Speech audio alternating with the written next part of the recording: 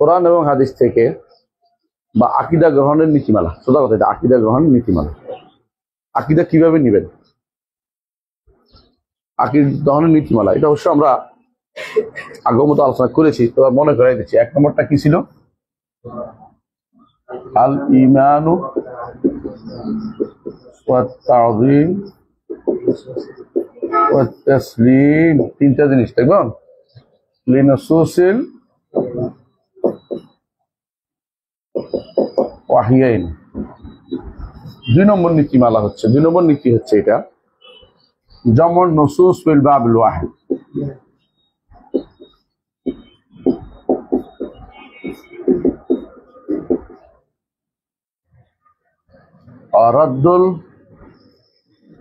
ওয়ারাদ্দুল মুতাশাবিহ ইলাল মুহকাম। 3 নম্বর নীতি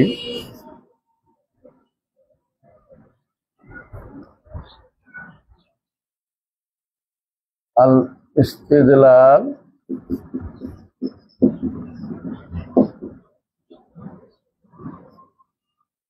বিন-নুসুস ওয়াহদাহা ফি বাবিল তাওহীদ ওয়াল আকীদা। 4 নম্বর বুঝাই দেব, অসুবিধা নাই। হুজ্জিয়াতু ফাহমিস সালাফ লিনুসুসিল কুরআনি ওয়াস সুন্নাহ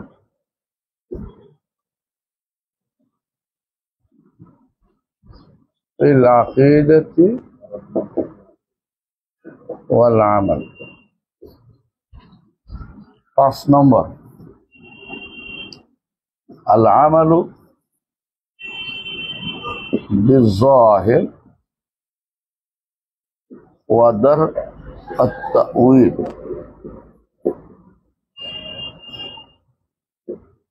فإنه مطابق لمراد الشارع. 6 নম্বর لا تعارض بين العقل والنقل ولا بين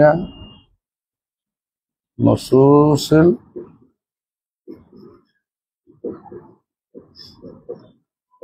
الكتاب والسنة.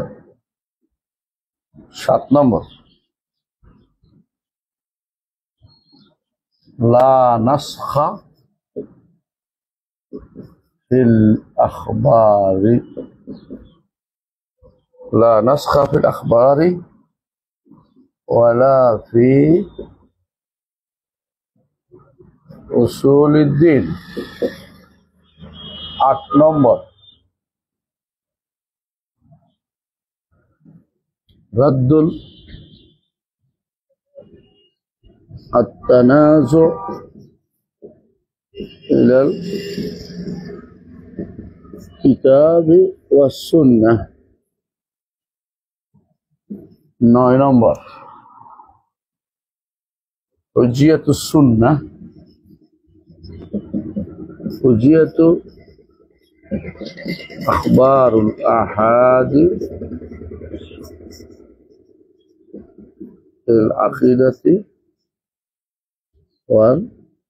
والشريعة. 10 নম্বর رد البدع بالاتباع وعدم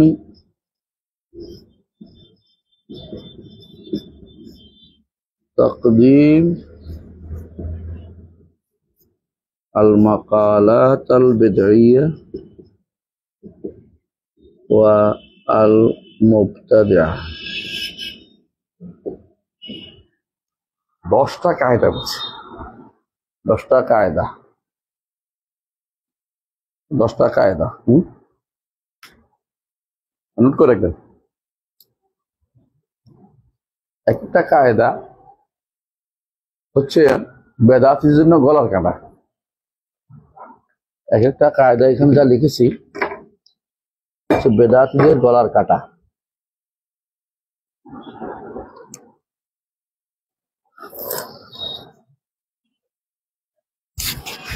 দাড়ি পানি পানি পানি ওর জায়েজ কিনা? জায়েজ।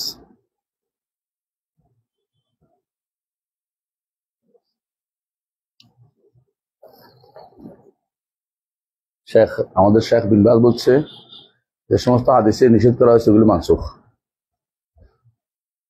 মানসুখ পর্যন্ত বলে না বলে জায়েজ বলে নিষেধ করছে বিন বাজের। হ্যাঁ, যে সমস্ত হাদিস নিষেধ আছে খায় দাঁড়িয়ে পানি পান করে, এগুলো হচ্ছে বিন বাজের ইরশাদ লাইসা বিল হাত।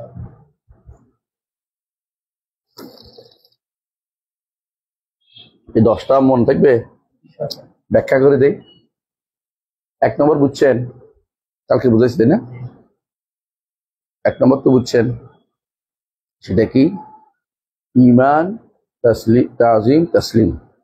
উল্টো হয়ে গেছে, ইমান তসলিম তাজিম। হ্যাঁ, নসুসিল ওয়াহিয়াইন, ইমান আনতে হবে, মেনে নিতে হবে এবং সম্মান করতে হবে। সম্মান না করলে কি হবে? ইমান চলে যাবে। দলিল আয়াত, ফালা ওয়ারাব্বিকা লা ইউমিনুনা হাত্তা ইউহাক্কিমুকা ফীমা শাজারা বাইনাহুম সুম্মা লা ইয়াজিদু ফী আনফুসিহিম হারাজাম মিম্মা কাদাইতা ওয়া ইউসাল্লিমু তাসলিমা।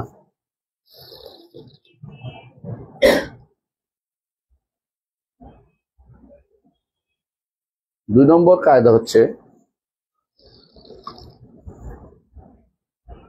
একই অধ্যায়ে আসা যাবতীয় বাণীকে একসাথ করা। একই অধ্যায় বুঝেন,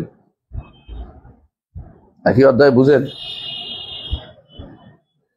ধরেন শাফাআতের মাসালা একটা বিষয় না, ধরেন হাউজের মাসালা একটা বিষয়, হোলসেলাতের মাসালা একটা বিষয়, ওজনের মাসালা একটা বিষয়, বুঝছেন তো? যেমন তাওয়াসসুলের মাসালা একটা বিষয়,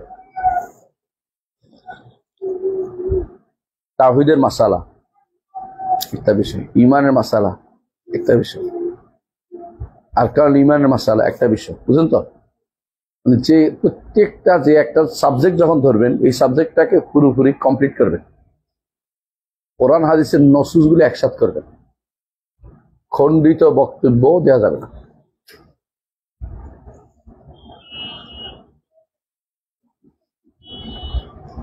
খণ্ডিত বক্তব্য বুঝেন?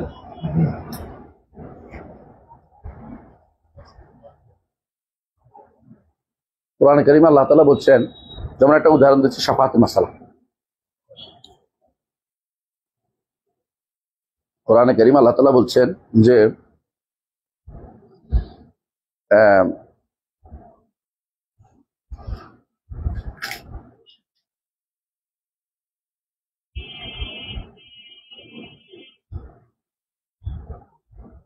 কুল লিল্লাহি শাফাআতু জামিয়া, শাফাআতের মালিক কে? আল্লাহ। তা আমাদের শাফাআত নাই না? আছে। আরেকটা আয়াত আছে, দেখি, ওয়ালা ইয়াশফাউনা ইল্লা লিমান ইরতাদা। আরেকটা আয়াত আছে যে কাবলা ইয়াতি ইয়াউমুন লা বাইউন ফিহি ওয়ালা খুল্লাতুন ওয়ালা শাফাআহ। ওই দিন আসার আগে তোমরা ইমান করো, ঠিক করো, সবকিছু। কেন? খরচ করো। কেন? এমন দিন আছে যেদিন কোনো কি নাই, খুল্লা নাই, বায়াত নাই, হ্যাঁ, খুল্লা নাই, শাফাআহ নাই, বন্ধুত্ব কাজের শাফাআত নাই, নাই করতেছে ওলা শাফাআহ, তাই না? আবার কোরআনে কারিমে উন্নত আছে যে শাফাআত আছে, আবার উন্নত আছে শাফাআত আছে শর্ত সহ। শর্তটা কি? ওয়া কাম মিন মালাকিন ফিস সামাওয়াতি ওয়াল আরদি ওয়াল আরদি, কাম মিন মালাকিন ফিস সামাওয়াতি ওয়াল আরদি ওয়াল আরদি নাই, যাক হাফেজ বোঝা গেল। আমি ইচ্ছা করে এটা ধাঁধা দিচ্ছি, পারস কে দেখতেছি, ভালো হাফেজ বোঝা গেছে, এখানে আর নাই। তো যারা প্রথমে নাহু দিয়ে খেয়াল করে তারা বলে যে কামিন মালা কিন্তু সামাওয়াতি ওয়াল আরদি হইব, আসলে আর শব্দই নেই, বুঝলে কথাটা? দেখতে চাচ্ছে, পরীক্ষা করতে হলে আর দে না আরদা, তো আসলে তো আরদা নাই এনে, কারণ সামাওয়াত মালাইকা তো থাকে না। কিন্তু আয়াতটা হচ্ছে এটা, আমি এটা বাদ দিলাম। আয়াতটা হচ্ছে এটা কামিন মালাকিন ফিস সামাওয়াতি লা তুগনি শাফাআতুহুম শাইআন ইল্লা মিন বা'দি আন ইয়াযানাল্লাহু লিমান ইয়াশাউ ওয়া ইয়ারদা। অন্য আয়াতে ওয়ালা ইয়াশফাউ লিমান ইরতাদা, তো আল্লাহর ইজিন লাগবে, মান যাল্লাযী ইয়াশফাউ ইনদাহু ইল্লা বিইজনিহি, ইজিন লাগবে, রেদা লাগবে, এই শর্ত অনুসারে শাফাআত হবে। ইজিন লাগবে এবং রেদা লাগবে। এখানে মুতাজিলারা বলছে কোনো শাফাআত নাই, কোথেকে নিছে? যে সমস্ত আয়াতে শাফাআত নাই বলা হয়েছে সেগুলি থেকে, যে ওই দিন আসার আগে যেদিন কোনো শাফাআত নাই, অর্ধেক নিছে। আর বেদাতিরা অর্ধেক নিছে, কি যেখানে বলা হয়েছে যে আমার উম্মতের জন্য সুপারিশ করো, ঢালাও ভাবে নিছে। উম্মত বলতে উম্মত তো দাওয়া না ইজাবা, উম্মত দুই প্রকার, বুঝতো? যারা ঈমান আনছে ওদেরকে বলা হয় উম্মতুল ইজাবা, মানে সাড়া দিছে। যারা ঈমান আনে না ওদের বলে উম্মতুল দাওয়া, মানে তারা আমার টার্গেটেড লোক। রাসূলুল্লাহ সাল্লাল্লাহু আলাইহি ওয়াসাল্লাম যাদের জন্য সুপারিশ করবে এরা কারা? উম্মতুল ইজাবা। ওরা এটুকু নিচে দাওয়াত সুপারিশ করবে, যে এটা সুপারিশ করবে ওটা সুপারিশ করবে, কিন্তু তারা ওই দুই শর্ত ভুলে গেছে। দুই শর্ত কেন? দুই শর্তের কথা আছে। এলো বেদাতিরা, কবর পূজারীরা, মাজার পূজারীরা, হ্যাঁ, পীরেরা, পীরের অনুসারীরা এই ভুলের মধ্যে আছে। আহলে সুন্নাত ওয়াল জামাত বলে যে না, সমস্ত নসকে একসাথে করে একটা হুকুম বের করতে হবে, খণ্ডিত বক্তব্য দেওয়া যাবে না। খণ্ডিত বক্তব্য দিলে কি হবে? আল্লাহ তাআলা বলছে ইয়া আইয়ুহাল্লাযীনা আমানু লা তাকরাবুস সালাতা, হ্যাঁ, সালাতের কাছেও যেও না। শেষ, আল্লাহ বলছে সালাতের কাছেও যেও না। ও আনতুম সুকারার খবর নেই, বুঝছেন তো? খণ্ডিত বক্তব্যের আরেকটা হচ্ছে ওহুয়া মাআকুম আইনামা কুনতুম, যেখানে থাকো সেখানে আল্লাহ তোমাদের সাথে আছে। খণ্ডিত বক্তব্য কেন? হ্যাঁ, পরে কি আল্লাহু বিমা তা'মালুনা বাসীর, ওদিকে আর যায় না। ওদিকে গেলে মনে করে যে তারা খেয়ে দেবে, এই জন্য অর্ধেক পড়ে। আর এখানে কারণ বর্ণনা করেছে আল্লাহ তোমরা যা করো সব দেখেন, তিনি দেখার দিক থেকে তোমাদের সাথে আছে। আর শুরুতেও আছে, হ্যাঁ, শুরুটা কি? আয়াতের শুরুটা কি? হ্যাঁ,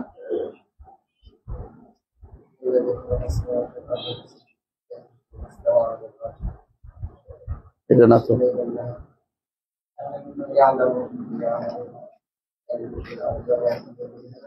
হ্যাঁ, ইয়ালামু শুরু করছে ইলম দিয়ে, শেষ করছে দেখা দিয়ে। আয়াতটা পুরোটা পড়লে কিন্তু স্পষ্ট এখানে সাথে থাকার অর্থ কি? ইলম এবং দেখা। কিন্তু এরা কি করছে? খণ্ডিত বক্তব্য করেছে, ওহো মা কবাইনা মা কুনতুম, সুতরাং আল্লাহ আমাদের সাথে, জগতের ভিতরে। কুফরি বক্তব্য। নিঃসন্দেহে আল্লাহ আমাদের সাথে, এই সাথের অর্থ আয়াত বর্ণনা করে দিছে। যেমন ইন্নানী মাআকুমা, কোরআনে বলছে আমি তোমাদের দুজনের সাথে আছি। কার? মুসা এবং ফেরাউন, মুসা এবং হারুন। আর না পড়লে হচ্ছে বরবাদ। আর বাকিটা পড়তে হবে কি? আসমাউ, আমি দেখছি তোমরা কি করবে এবং আমি শুনছি, এই হিসেবে কাছে থাকা। আমরা যত আসতে বলি আল্লাহ শুনে কিনা। সাওয়াউম মিনকুম মান আসারাল কাওলা ওয়া মান জাহারা বিহি ওয়া মান হুয়া মুস্তাখিম বিল-লাইলি ওয়া সারিমুম বিন-নাহার। তার জন্য কোনো কিছুই গোপন থাকে না। ইয়ালামুস সিররা ওয়া আখফা, ইয়ালামুস সিররা ওয়া আখফা, সির জানেন এবং সিরের চেয়ে খফি যেটা ওইটাও তিনি জানেন।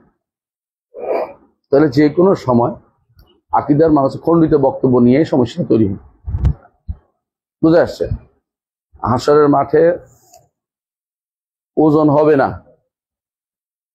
কোন আয়াতে আছে সে আল্লাহ তাআলা বলেন ফালা নাকিমু লাহুম ইয়াওমাল কিয়ামাতি, আল্লাহ ওজন করবে না। এটা কে নিছে? মুতাজিলারা। তোদের বড় ভাইরা নিছে। ঠিক, এখন মুতাজিলারা নিছে। তো আরেক গোষ্ঠী এসে খণ্ডিত বক্তব্য করছে কি শুধু ওজন হবে আমলনামা, শুধু আমলনামার ওজন হবে, নসের কমতি নিছে।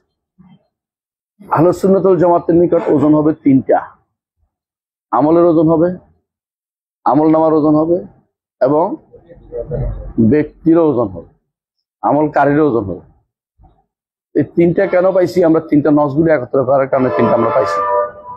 তো নিয়ম হচ্ছে যে কোনো সময় একটা প্রত্যেকটা জায়গাতে এটা পাবেন, প্রত্যেকটা জায়গাতে এটা আপনি পাবেন। প্রত্যেক জায়গাতে আপনি অর্ধেক নেন পাবেন না। যেমন তাওহীদের মাসালাতে, তাওহীদের মাসালাতে বেদাতীরা নিছে তাওহীদের একটা অংশ। কোনটা নিছে? তোমাদের বড় ভাইরা এবং ছোট ভাইরা।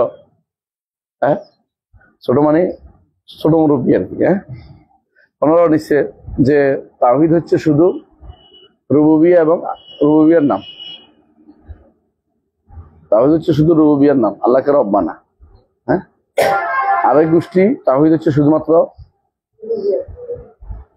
না, তাওহীদ শুধু আল্লাহকে চিনার নাম। এই হিসেবে তারা তাওহীদ নিছে শুধুমাত্র মারিফাতকে। কিন্তু তোমাদের বড় ভাইরা, ইমিডিয়েট বড় ভাইরা কি করছে? মাঝামাঝি যারা ভুল করছে আর কি, বুঝছো তো? আশায়ের মাতুরিদের কথা বলছে। ওরা কি করছে? তাওহীদ অর্থ রুবুবিয়্যাত এবং কিছু আসমা সবগুলি আর কিছু সিফাত, উলুহিয়্যাত ঢুকেই নেই। আমাদের নিকট তাওহীদ হচ্ছে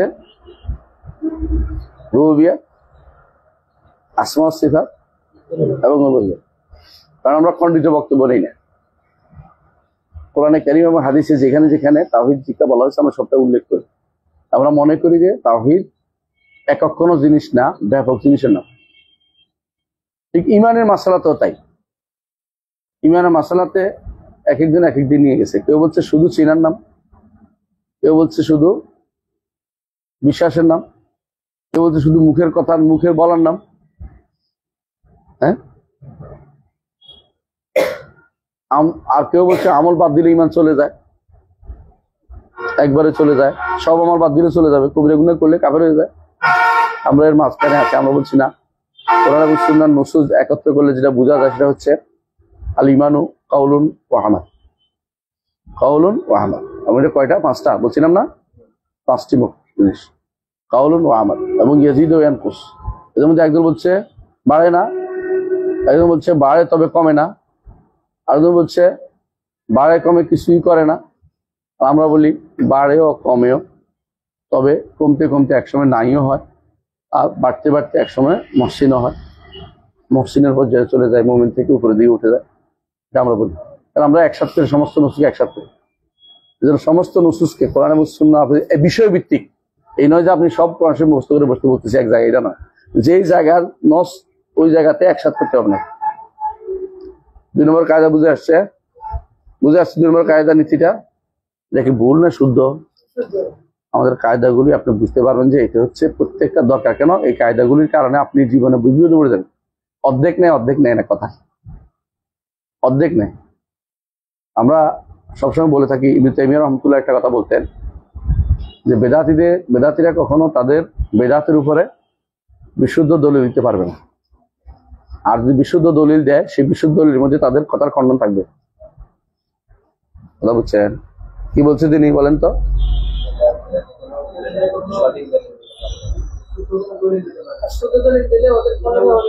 ওর ভিতরে থাকবেই, কারণ কোরআন সুন্নাহ কখনো কি হয় না, কোরআনের মধ্যে কোনো পরস্পর বিরোধী কিছু নাই।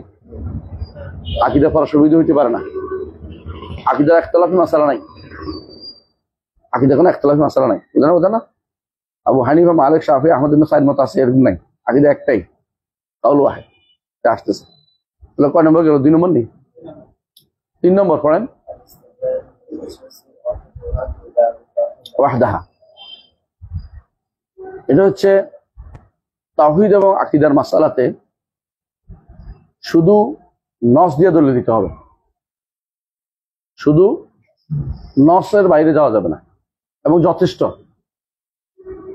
মানে কোরআন এবং সুন্নাহ যথেষ্ট, বুঝলেন কিনা?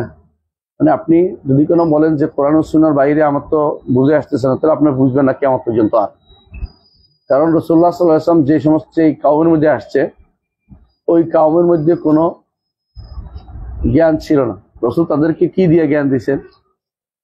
কোরআন এবং সুন্নাহ দিয়ে। ইউআল্লিমুহুমুল কিতাবা ওয়াল হিকমা, কোরআন আর সুন্নাহ, অর্থ এটা, বুঝছেন তো? আল কিতাব মানে কোরআন, আল হিকমা মানে সুন্নাহ। আল্লাহ তাআলা তার নবীকে পাঠাইছেন কোরআন এবং সুন্নাহ দিয়ে দলিল দেওয়ার জন্য।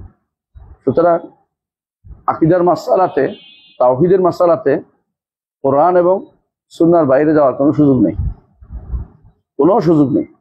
যে মানে সে মানবে, যে মানবে না সে মানবে না, আমার কিছু করার নেই, আমার হচ্ছে পৌঁছে দেওয়ার দায়িত্ব।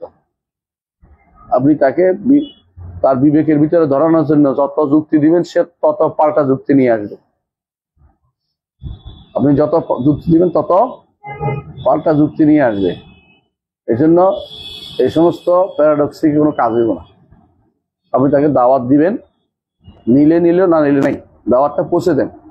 আপনার দায়িত্ব হচ্ছে হুজ্জত কায়েম করা, আপনার দায়িত্ব হচ্ছে হুজ্জত কায়েম করা, যাতে করে বলতে না পারে যে হ্যাঁ আমাকে জানানো হয়নি, মা জানা মিন বাশীরিন ওয়া নাযীর, অত বলতে না পারে যে আমি তো জানতাম না, সে জানাই দিবেন। এর হুজ্জত কায়েম করে দেন, সে নিলে নিবে, না নিলে নাই।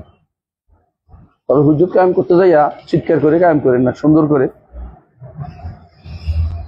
যদি কোনো তাদের ঝগড়া করে বলে তোর বলছি কিনা, শুনবে না, সুন্দর করে বুঝাই বলেন।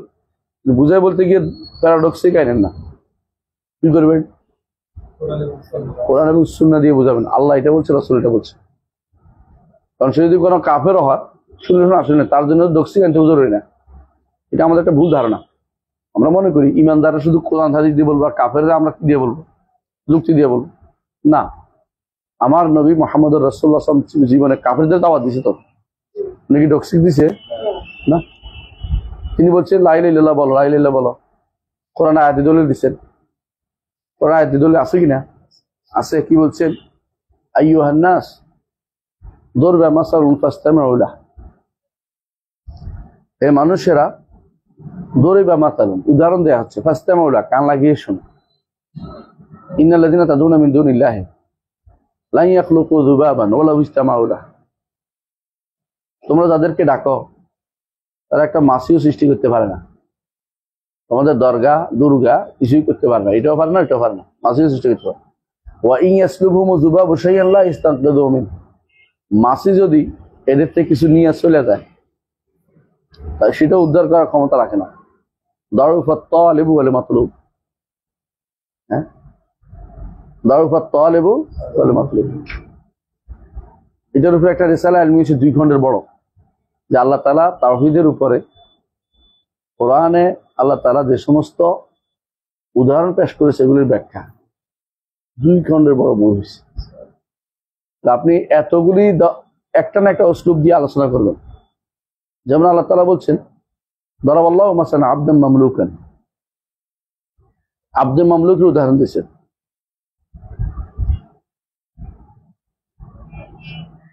আবদান মামলুকান শুরাকা মুতাশাকিসুন, তাই না? ওরাজুল সালামান লিরাজুল হাল ইয়াস্তাউয়ানি মাসালা, সুন্দর বলছে। একজন দাসের যদি কোনো 10 জনে টানে, কারে সন্তুষ্ট করবে? আরেকজনকে যদি একজনে ইবাদত করে, তার সন্তুষ্ট করার কি আছে? উপায় আছে? 10 জনের সন্তুষ্ট করতে পারবে না। ভার্সিটিতে ডিপার্টমেন্টগুলোতে যারা সাবঅর্ডিনেট আছে, 4th শ্রেণীর কর্মচারী, ওদের নিয়ে প্রত্যেকের অনুযোগ কি? আমার কথা শোনে না, ওর কথা বেশি শোনে। ও বলতো ওর কথা বেশি শুনে, ওর কথা বেশি শোনে, আমার কথা শুনে না। আবার সারাদিন ঝগড়া লাগি থেকে গেল। কারণ কয়জনের খেদমত করবে সে? একজন পিয়ন হলে ভালো ছিল, কথা আমি বুঝাতে চাচ্ছি এটাই। তো আপনি দাসত্ব করলে একজনের করে শান্তি পাবেন, বহুজনের দাসত্বের মধ্যে কোনো আনন্দ নাই, আর কারো খুশি করতে পারবেন না। আল্লাহ এটা উল্লেখ করেছে। আবুল হোসেন ভট্টাচার্যের ইসলাম গ্রহণ করার মধ্যে এটা একটা কারণ। তার ওস্তাদে বলছিল যে এতজনের খুশি কেমনি করবো, আল্লাহর খুশি একজনের খুশি করা যায়, প্রত্যেকের আবার ভিন্ন ভিন্ন, বুঝে নাই? কেউ কাউকে ভয় করে তারা মহেশ্বর বা শিবের আবাদ করে কি দিয়া? ভয়ে। আর বিষ্ণুর আবাদ করে কি দিয়া? হ্যাঁ, আশা। আশা আশা আবেগ, আশা আর আবেগ দিয়ে। এখন মহেশ্বর আবেগ দিয়ে করতে পারবে না, ওগুলো ভয় করতে হবে। এই জন্য কালি এমনি চৌক এমনি ভয় দেখায়, পায়ের নিচে ফালায়, জিব্বা বের করে, হাত দিয়ে ইয়া মারতেছে, গুর্জো মারতেছে, হ্যাঁ, পাথর ইয়া মারতেছে, তরবারি কারোরি মারতেছে। আর এটা দেখাচ্ছে একেবারে সাম্য সত্য সৌম্য মূর্তি। আরেকজন তো আপাতত করে না, এটা হলো ব্রহ্মা, হয়তো অন্য দেশে চলে গেছে, দুইজনের ঠেলা ঠেলিতে ইহার মাছ কিন্তু বাদে পড়ে গেছে, ওরা ম্যাচ বাদ পড়ে গেছে। আর এরপরে শুরু হয়েছে ইঁদুরের আবাদত করে। হ্যাঁ, বানর আবাদ করে নাকি? বানররা করে, হ্যাঁ, কারণ বানর হচ্ছে ওদের কাজে লাগাইছিল বানররা, এই জন্য। এই জাতীয় যত কারো আপনি খুশি করতে পারবেন না, কটারে খুশি করবেন? সারা জীবনে খুশি করতে একজন আল্লাহ তাআলাকে আপনি যে আবাদত করেন খুশি হতে পারবেন না, আল্লাহ এটা উল্লেখ করছে। দরাবাল্লাহ মাসাল রাজুলান ফিহি শুরাকা মুতাশাকিসুন ওয়া রাজুলান সালামান লিরাজুলিন হাল ইস্তাওয়ায়ানি মাসালা। এভাবে কোরআনে কারীম আল্লাহ তাআলা যত উদাহরণ দিয়েছে উদাহরণগুলো পেশ করেন, যথেষ্ট। যদি না শুনে আপনি ডক্সিকে যাইয়েন না, কারণ ডক্সিক হলে তার মধ্যে ডক্সিকের একটা কি প্রবণতা আসবে। তুমি এক যুক্তি দিচ্ছ, আমার কাছে কিন্তু যুক্তি আছে। কারণ জগতে যুক্তি দিতে গেলে কোনোদিন কেউ যুক্তি হারতে চায় না। এ পর্যন্ত ডিবেটে কেউ হারছে শুনছেন? সবাই জিতে, এমনকি যে হেরে গেছে সেও আমি জিতে গেছি। আর গ্রাম দেশে মানুষেও বলি খেলা আছে না, বলি খেলা, দুইজনে ইয়া করতো, কুস্তিগিরি করতো। তো একজন নিচে আছে, সেও বলতেছে আর ধরবি আমার লাগে, নিচে বুঝেন না, ধরছে তো নিচে দিয়ে ধরছে, উঠতে পারতেছে না, তারপরে আর ধরবি আমার লাগে, সে তো নিচেই আছে, তারপরে হারছে, স্বীকার করতে চাচ্ছে না। তো এই সমস্ত এই ডিবেট গুলো রাসূলুল্লাহ সাল্লাল্লাহু আলাইহি ওয়াসাল্লাম একদিনে করেন না, ডিবেট করেন একদিন রাসূল ডিবেট করেন না। এই জন্য ডিবেটের জায়গাটা শুদ্ধ কাজ নেই। ডিবেট এক জায়গায় করছে শুধু জাহাদুল বিল্লাতি আসা, যারা আহলে কিতাব তাদের সাথে করছে, কাফেরদের সাথে ডিবেটে যান না। কাফেরকে বলে দিছে, অর্থাৎ যারা কোন কিতাবের অনুসারী তাদের সাথে ডিবেট করা যায়, যে আমি নিব আমার কিতাব, এই কিতাবে এইটা আছে, রাসূল ওটা ধরাই দিছে ভুলটা কোন জায়গায়। যেমন আমাদের জাকির নায়েক ভাই করে বা আমাদের রাহুল করে, এগুলি তারা বুঝতে পারে বলেই করতেছে। এর বাইরে আপনি যেটা সুন্দর করে পারেন না, এটা নিয়ে ধরে না, আপনি হেরে চলে আসবেন। কারণ ওদের অনেক বুদ্ধি আছে, এমন প্যাচ দিবে যে আপনি এরপর নিচে আমি তো হেরে গেলাম। হেরে হারে গেছেন স্বীকার করবেন না, আপনিও করবেন দিচ্ছি, মানুষ তো বুঝে দূর দূরান্তের। হাদিস অস্বীকারীর সাথে কি আপনি যুক্তি যাবেন না? ওরা কাফের, ওদের সাথে আর কোনো কথা বলার সুযোগ না, মুরতাদ হয়ে গেছে। তা আমাদের কোনো কোনো ছোট ভাতি যারা কারো কাছে এরকম ইয়া করছে, তো এই প্রতিযোগিতা ইয়া করছে, কি ডিবেট করছে, ডিবেট করে কি জানেন, ওরা বলছে আমরা জিতে গেছি। কেমনি জিতছে জানেন? আপনি যে জিনিসটা ওদের নিজস্ব সীমাবদ্ধ ছিল, আপনি এটা সারা দুনিয়া ছড়াই দিচ্ছেন ময়লাটা। সন্দেহগুলি এখন মানুষের মাথার ভিতরে ঢুকতেছে, কারণ সন্দেহ সবসময় সংক্রামক, ব্যাধি সংক্রামক, স্বাস্থ্য নয়, বলে না? সন্দেহ সবসময় সংক্রমণ করে। ভালো কথা 10টা বলছেন মনে রাখবেন না, কিন্তু খারাপ কথা একটা ওইটা ভেতরে মাথার ভিতরে ঢুকে গেছে। এই জন্য কি করবেন না, কখনো ডিবেটে যাবেন না। সুন্দর করে বুঝাতে পারলে বুঝাবেন, ডিবেটে কোনোদিন যাবেন না। একেবারে ডিবেটের কাছে একটা জিনিস থাকে অন্তত, এটা জেতার মানসিকতা থাকে। সবাই কিন্তু ডিবেটে ভালো না, সুন্দর পারে না, তারপরেও ডিবেটে যাওয়ার জন্য ব্যস্ত হয়ে পড়ে। এটা ক্ষতিকর দিনের জন্য। আমাকে বুঝাতে পারছি? আমাদের কিছু বন্ধু গেছে নোয়াখালীতে ডিবেট করতে গেছে, তো এক সোজা মাদান হিসাবে নিয়ে গেছে। তুই বুঝছিস নাকি? তো এখন বলতেছে রাসূলুল্লাহ সাল্লাল্লাহু আলাইহি ওয়াসাল্লাম জীবিত কিনা এটা নিয়ে। হ্যাঁ, কি বলে, হায়াতুল আম্বিয়া না? হ্যাঁ, দেখছো সেটা পরিণতি কি হয়েছে? হ্যাঁ, শেষে মানছে, মানে নাকি হেরে গেছে উনি। কেন হেরে গেছে? ওরা এমন প্যাচ দিছে যে উনি জবাব দিতে পারেনি উপস্থাপন ভঙ্গির কারণে। প্রথম থেকে বলার দরকার ছিল, হ্যাঁ রাসূলুল্লাহ সাল্লাল্লাহু আলাইহি ওয়াসাল্লাম একটা জীবন আছে, তবে আখিরাতের জীবন, এর সাথে দুনিয়ার জীবনের কোনো মিল নেই। এটা বললে সব শেষ। বলেন যে রসুল মৃত কিনা জীবিত কিনা এই আলোচনার দরকার নেই। তো মরার পরেই তো কবর দিচ্ছে, কবরটা জীবিত বলে দেওয়া যায় না। এটা তোলা দরকার, রসুল কি মারা গেছিলেন কিনা, মারা কবর, কবরের প্রতি জীবন আছে না? এটা তো কবরটা কাফের জীবন আছে, কবরে কাফের জীবন নেই, তাহলে শাস্তি হয় না কবরে? কিয়ামত পর্যন্ত কবর শাস্তি হবে না? জীবন বাদে শাস্তি হচ্ছে, ওই জীবনের সাথে দুনিয়ার জীবনে কোনো মিল নেই, বা শেষ না। এই মিল তৈরি করার জন্য দলিল দেন কবরে, এটা হলে আটকে যাবে। দুনিয়ার জীবনের মতো মিল হলে বলে যে নবীরা তো নামাজও পড়ে, বলে হ্যাঁ নামাজও পড়ে, তো অজু করে না, ওটুকু বলতে হইব। তবে এই সালাত আর দুনিয়ার সালাত থেকে আপনি একরকম করতে পারবেন না। ওটা সালাতের সিস্টেমও জানি না, কিভাবে দাঁড়ায় এটাও জানি না, কিরকম দাঁড়ায় এটাও জানি না। আর মাঝারিরা কি করে জানেন? 4.5 হাত কম নিচেতে খাত করে, কেন? দাঁড়াই পড়বে, কষ্ট হইব, বুঝলি, বদনা দেয়, কোরআন দেয়, নামাজের মুসল্লা দেয়, লাঠি দেয়, পরবর্তী জীবনের মধ্যে খাবারও দিবে, খাইব।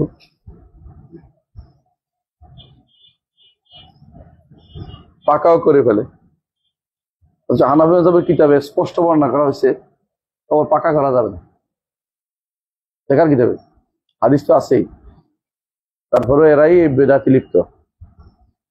আলাকুল্লাহ হাল, যেটা বলছিলাম, কি আসলে কোনটা আলোচনা করতেছিলাম?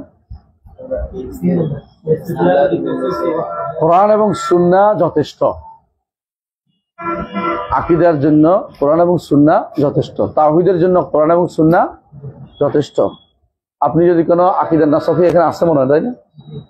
দেখেন নাসাফিটা লন, দেখাচ্ছি আপনাকে।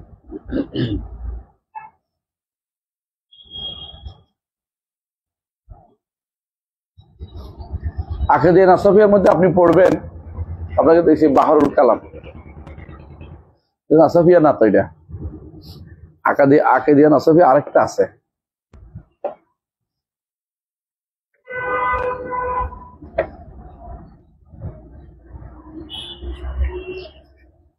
আকীদা নাসাফিয়া এটা না।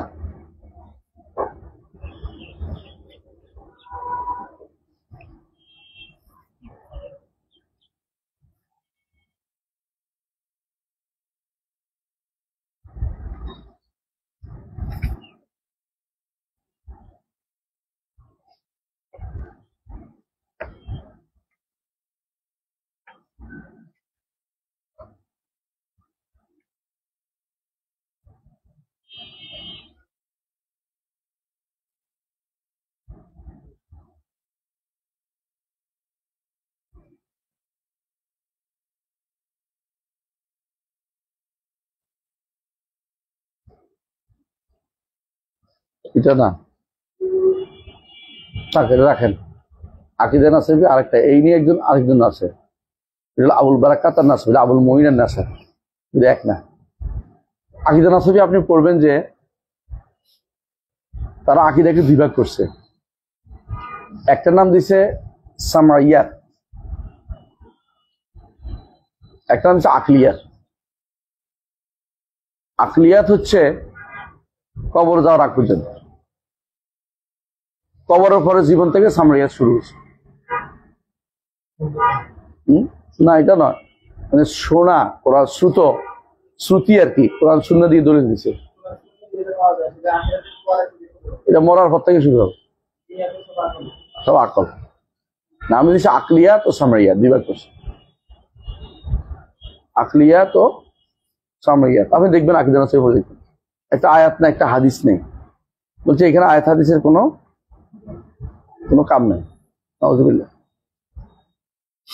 শুধু যুক্তির পর যুক্তি দিতে দিতে আগাইছে, এটা তাওহীদের জায়গা নাম মনে করছে। এই জন্য এই নফস এটা খুব দরকারি কি আল ইস্তিদলাল বিল নুসুস সুন্নাত, কোরআন ও সুন্নাত ওয়াহদাহা। তারপর হচ্ছে কি না, এটা ওয়াদার ও কই না, দাঁড়ান, ওইটা কিন্তু ওয়ারাবদের মুতাশাবিল মুহকামটা বলছিলাম, এটা বলেন নাই তো আপনারা, খেয়াল করেন আগের লাইনের। রাদ্দুল মুতাশাবিল মুহকাম বুঝছেন, যেহেতু একসাথ করলে তখন ধরা পড়বে যে একটা একটা কি, একটা বোঝা যায় না, একটা বোঝা যাচ্ছে। তখন কি করতে হবে, যেটা বোঝা যায় না এটাকে কিসের আঁকড়ে বুঝতে হবে, মুহকামের দিনে। এটা খুব জরুরি জিনিস। বেদাতীরা কি করে, যেটা উল্টাটা করে, মুহকামকে মুতাশাবির দিকে নিয়ে। যেমন ধরেন আল্লাহ বলছে কুল হুয়াল্লাহু আহাদ, কুল হুয়াল্লাহু আহাদ, তিনি একক সত্তা, তাই না? এটা মুহকাম না মুতাশাবিহ? মুহকাম। আল্লাহ বলছে ইন্না আতাইনাকাল কাউসার, ইন্না বলছে আমরা, কারণ আপনার বলছেন আমরা, আল্লাহ বেশি কিনা না, বেশি না, এটা বলতে হবে কি জন্য, কারণ যেহেতু আহাদ আসছে এটা পরিবর্তন হতে পারে না। সুতরাং ইন্না দ্বারা বোঝা যাবে যে এটা তিনি আল মুআজ্জিম লিনাফসিহি বলে এটাকে, যিনি বড়, তিনি নিজেকে বড় করে উপস্থাপন করে বহু বচন দিয়ে ব্যবহার করে। যেমন সরকার যখন কোনো কিছু ঘোষণা করে কি বলে, আমরা ঘোষণা করছি।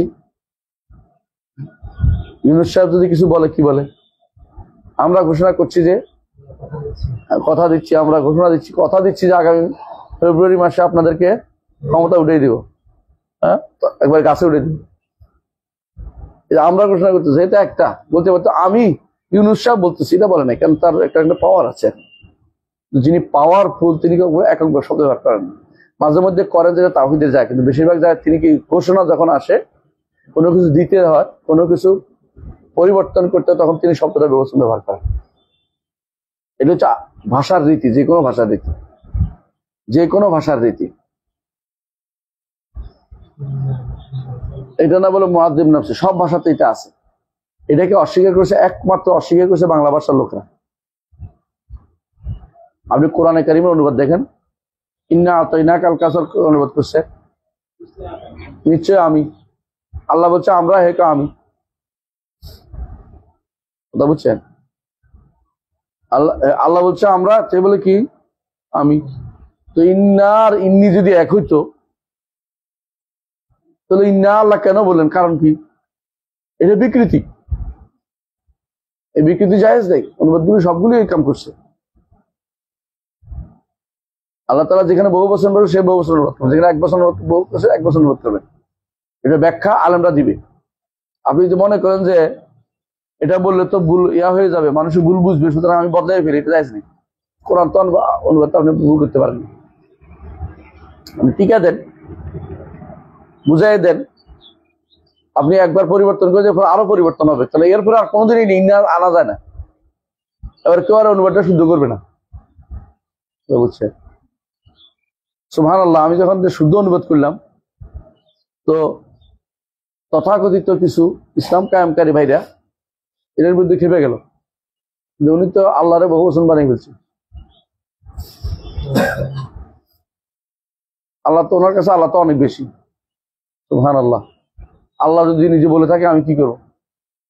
তাই বললাম যে অন্য ভাষার অনুবাদটা দেখেন, ইংরেজি দেখবেন তো উই, আই বলে না উই বলছে। পার্সিতে দেখেন, পার্সিতে না বলছে, হ্যাঁ, মিম বলে নাই। না বলছে, না মা না আছে, বুঝছেন তো আলাদা। উর্দুতে দেখেন হাম বলছে, মাই বলে নাই। আর বাংলা ভাষা আপনি এটা উল্টা করতেছেন কেন? আর দোষটা আমার ধরতেছেন।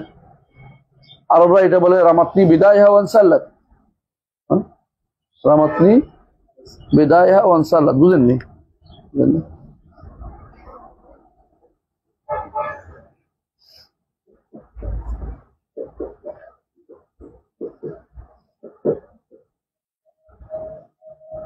নিজের দোষ আমারে দিয়া সে হয়ে গেল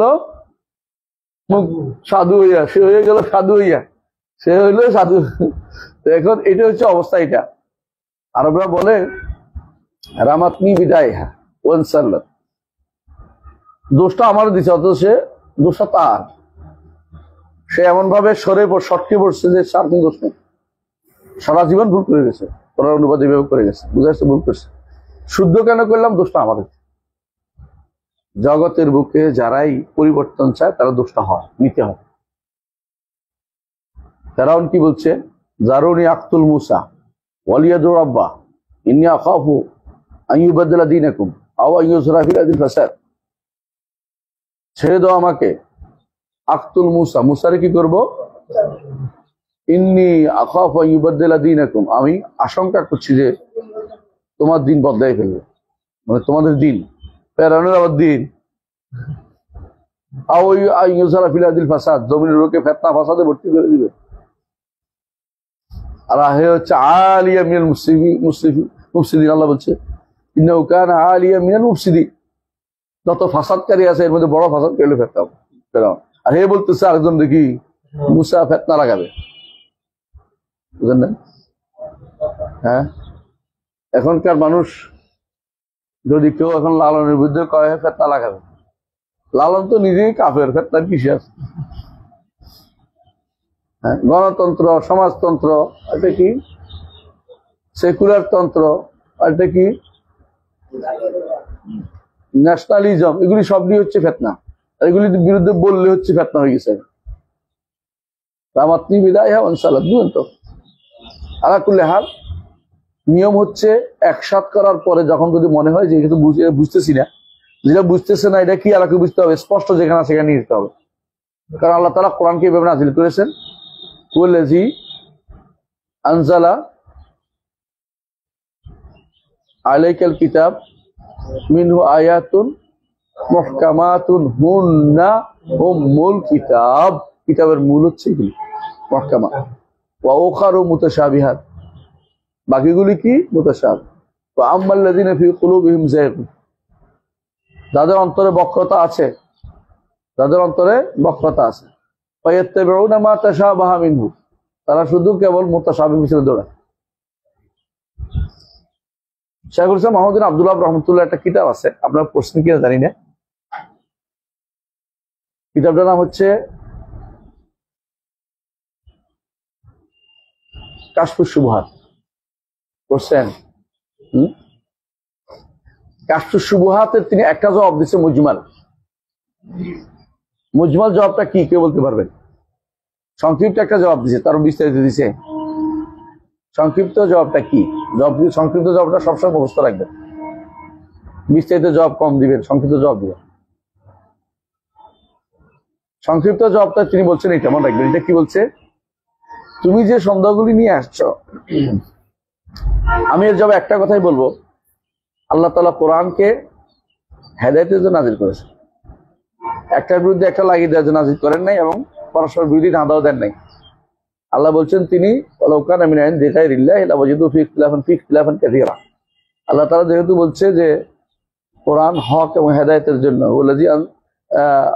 বিল হুদা ওয়া দীনিল হক, রাসূল বিল হুদা ওয়া দীনিল হক, হেদায়েত এবং দ্বীন হক দিয়ে পাঠিয়েছেন। হেদায়েত কি? আলা ইলমুন নাফি, দ্বীনুল হক কি? আলা আমালুস সালেহ। বুঝছেন তো? তাহলে আমি বুঝি একটাই, যে মোট কথা তুমি সন্দেহ নিয়ে আসতেছ, আমি সন্দেহে নেই, তুমি সন্দেহ আনাটা অমূলক। যেটা সন্দেহ আছে সেটা বাদ দাও, যেটা স্পষ্ট এটা গ্রহণ করো। তারপর তিনি বললেন যে স্পষ্ট নস হচ্ছে কুলু আল্লাহু আহাদ, আল্লাহু লা ইলাহা ইল্লাহুল হাইয়ুল কাইয়্যুম। স্পষ্ট নসগুলি বাদ দিয়ে তুমি কি করবা? মুতাশাবিহাত আনো না, যে ওলি আল্লাহদের ক্ষমতা আছে, ওলি আল্লাহ এটা করতে পারে, ওলি আল্লাহদের এই ক্ষমতা আছে, এটা আনিও না। কারণ হচ্ছে নসসান হচ্ছে আল্লাহ, আল্লাহ কোরআনে বলছে, কি বলছে? তার নবীকে বলছে, কুল্লা আমলিকু লিনাফসি দাররান ওয়ালা নাফআ, বলুন এ নবী যে আমি আমার নিজের জন্য ক্ষতি বা উপকারের কোনো মালিক নই। তাহলে আপনি মুতাশাবিহ এবং মুহকামের মাসালাটা আপনাকে জানতে হবে। প্রথম জবাবে হচ্ছে এটা, যে এরকম সন্দেহ নিয়ে আসবে, আমাদের মুহকাম আয়াতে স্পষ্ট যে কি সুপারিশ করতে হলে কি লাগবে, এটা লাগবে, এটা লাগবে, এটা লাগবে, এবং সুপারিশ হবে। কিন্তু আপনার মুতাশাবিহ যেটা নিয়ে আসতেছেন আপনি, এটাকে আমি ফেরত দিব কিসের দিকে? মুহকামের দিকে। এটা নয় যে আপনার সন্দেহের কারণে আমি আমার মুহকাম ছেড়ে দিব। আপনার সন্দেহ যেটা হচ্ছে এটাকে দূর করা দরকার, কিন্তু আমার মুহকাম ছেড়ে দেওয়ার সুযোগ নেই। মুহকাম হচ্ছে আপনি সন্দেহ দিয়ে বহুত দূরে জায়েজ করার জন্য ইল্লাল ইজকির বুঝছেন, ইল্লাল ইজকির বুঝছেন মানে হাদিসের ভাষ্য হচ্ছে জিকির হচ্ছে লা ইলাহা ইল্লাল্লাহ। আপনি এখন যে কোনো মূল্যে কেমনে জায়েজ করা যায়, ইল্লাল্লাহ কেমনে জায়েজ করা যায়, কারণ অনেক কষ্ট করে বের করছেন। রাসূল তো বলছে ইল্লাল ইজকির, কোথায় বলছে?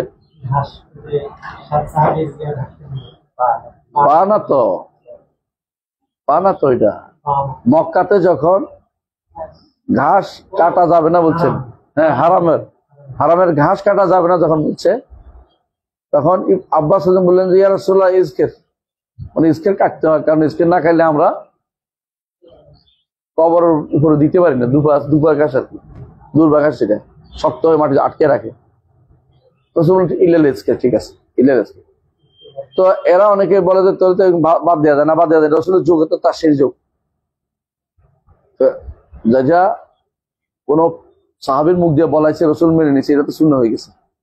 এখন তো আর মানানোর কোনো লোক নাই যে এটাকে কিভাবে সত্যায়ন করতে কেউ নেই। এখন আর এই জন্য নতুন করে কিছু ঢুকানো যাবে না। তো এরা ইল্লাল ইজকির দিয়ে দলিল দিচ্ছে কি ইল্লাল্লাহ জিকির। ইল্লাল্লাহ জিকির কোরআনে আছে না হাদিসে আছে? নাই।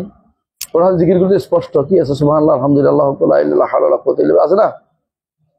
হ্যাঁ, ইস্তিগফার, দুরূদ, এগুলো হচ্ছে কোরআন হাদিসের জিকির, এই 7টা। কিন্তু আপনার জিকিরটা আপনি বানাইছেন আল্লাহ জিকির, কোরআন হাদিসে আসে না। আপনি কেন আল্লাহ জিকির বানাইছেন? আপনি এখন কোরআন হাদিসে বলছেন, আল্লাহ বলছে হ্যাঁ ফাসাব্বিহ বিসমি রাব্বিকাল আযীম, তোমার রবের নামের জিকির করো। এই তো বুঝছি, ইল্লাল্লাহ, আল্লাহ আল্লাহ আল্লাহ আল্লাহ আল্লাহ আল্লাহ আল্লাহ। এটা কি আপনার বুঝ, তরমুজ সত্য নয়, এটা ওই বুঝ, কারণ বুঝ পরে আসতেছে, কেন বুঝ সত্য নয়। এটাকে ফেরত দিতে হবে কোথায়? মহকামের দিকে। মহকামটা কি? লা ইলাহা ইল্লাল্লাহ, সুবহানাল্লাহ, আলহামদুলিল্লাহ, আল্লাহু আকবার, লা হাওলা ওয়ালা কুওয়াতা ইল্লা বিল্লাহ, ইস্তিগফার এবং দুরূদ, এগুলো দিয়ে ফেরাই দেন। ইস্তিগফার আপনি বানাইছেন একটা, যে এটা খারাপ না, খারাপ না হলে নেওয়া যাবে না। কেন? কথা বলতে হবে আপনাকে, আপনার গাড়ি চলে যাবে না। আচ্ছা 1 মিনিট, আপনাদের ফেরত দিতে হবে কোন দিকে? মহকামের দিকে। মহকামে কি বলা হয়েছে স্পষ্ট আমাদেরকে শিক্ষা দেওয়া হয়েছে, এমনি ছেড়ে দেয় না। ইবাদত মুআমালাত কোনো কিছু রাসূল আছে, ইবাদত পুরোটাই বর্ণনা করেছে, আকায়েদ বর্ণনা করেছে, ইবাদত বর্ণনা করেছে। আমি নতুন করে বানাতে পারবো না, বাস রাসূল বানাই না, আমি বানাবো না। রদ্দুল মুহকাম ইলা রদ্দুল মুতাশাবিহ ইলা মুহকাম, উল্টাটা করা যাবে না। বেদাতরা এটা উল্টাটা করে। হ্যাঁ, কবর বাঁধাই করা যাবে না, হাদিস আছে। একটা করে শেষ করবো। এরা কয় অমুকের কবর তো বাঁধাই হয়েছে, ওলি আল্লাহর কবরের সমস্যা কি? এখন ঘুরে গেছে, তারা কেন অন্য কিছু মুতাশাবিহ বানাচ্ছে বসে বসে। কিন্তু আমাদের মুতাশাবিহ বানানো যাবে না। মুহকাম বলছে রাসূলের হাদিস সরাসরি কবর বাঁধাই করা যাবে না, এটা বানাইতে বুঝে আসছে। তাহলে মুতাশাবিহ এবং মুহকামের ব্যাপারটা রদ্দুল মুহকাম ইলা রদ্দুল মুতাশাবিহ ইলা মুহকাম, এটা তো 3 নম্বরটা শিখছি আমরা, তাই না? 4 নম্বর থেকে ইনশাআল্লাহ পড়বো অন্য সময়। সুবহানাকাল্লাহি ওয়া বিহামদিকা, আশহাদু আল্লা ইলাহা ইল্লা আনতা, আস্তাগফিরুকা ওয়া আতুবু ইলাইক। আসসালামু আলাইকুম ওয়া রাহমাতুল্লাহি ওয়া বারাকাতুহু।